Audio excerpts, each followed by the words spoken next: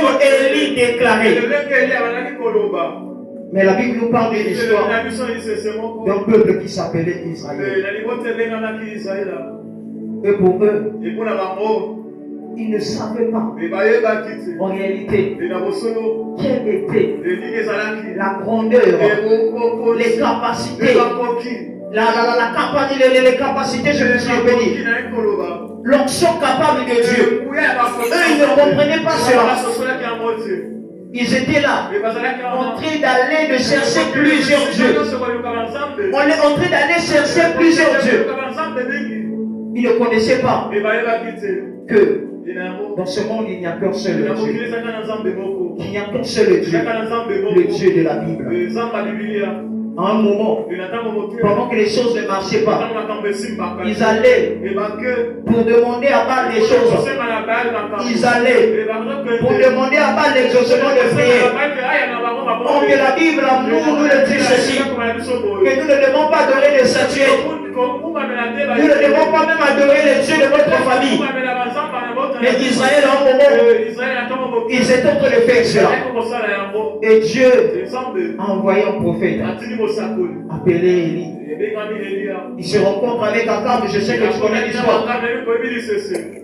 Et il était une question de démonstration de la puissance. Parce que la Bible dit ceci.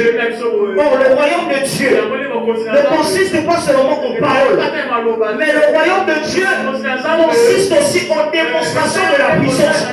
Et ce jour-là, il était question de la démonstration de la puissance de Dieu. Je ne sais pas qui je suis en train de parler. Si tu n'es pas là, tu peux faire ça. Il était question de la démonstration de la puissance de Dieu.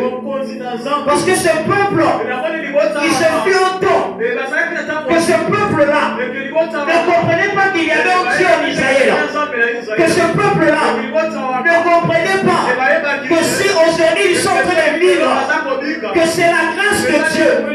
Eux, ils ne comprenaient pas que si aujourd'hui ils ont des problèmes, c'est pour que à un jour la grâce de Dieu les localise. C'est Élie qui pose la question. Il dit jusqu'à quand clocherez-vous de t'écouter? J'aimerais poser la question à quelqu'un. Jusqu'à quand toi tu chercheras toujours les marabouts? Jusqu'à quand toi tu chercheras toujours les fétiches? Jusqu'à quand toi dans ta vie tu vas seulement t'imposer à vivre une vie de gloire, à vivre une vie merveilleuse? Jusqu'à quand tu vas toujours clocher les deux côtés? Aujourd'hui, Papa Roland, le 21e siècle que nous sommes, ça me fait mal de dire cela.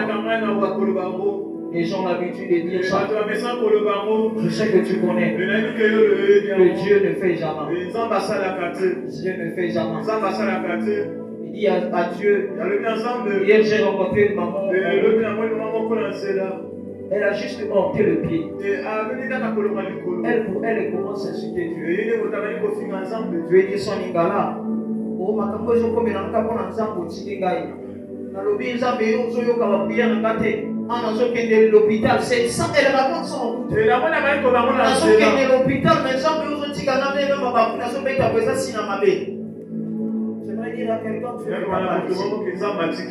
Dieu ne t'a pas laissé. Le problème, c'est comme Élie de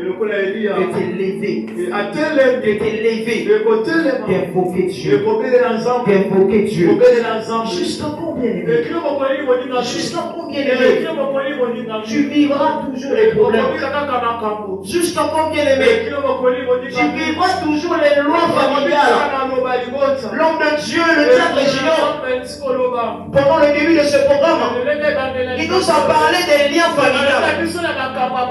Et jusqu'à quand tu seras toujours à l'intérieur? David dit, j'ai grandi, j'ai vieilli, je n'ai jamais vu le juste abandonné. S'il est abandonné, c'est à cause de cette désobéissance. Par là, j'aimerais dire quoi? Parce que toi, aujourd'hui, tu vis ces choses parce que tu n'invoques pas toujours. David dit ceci, j'ai crié à l'Éternel. J'ai crié à l'Éternel. Or, le cri, c'est une manière d'invoquer Dieu avant que Dieu se manifeste. Mais ici, dans cette histoire, Israël n'arrivait pas à crier à Dieu. Et il y avait des prophètes de Baal. Élie, il va s'approcher d'Akab.